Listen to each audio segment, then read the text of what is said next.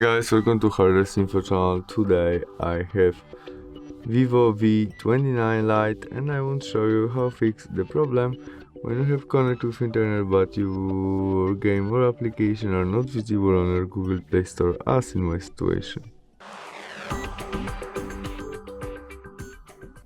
To fix it, tap on your games and go back to the main menu on your Google Play Store, where we tap on our photo on the right corner there.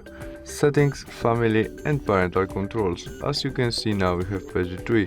To visible game or application as Mobile Legends game, we need more than page 3. To change it, tap on it, enter your connect pin to your parental controls, and now we can easily change it, maybe to allow all included underrated, configure by understood and save.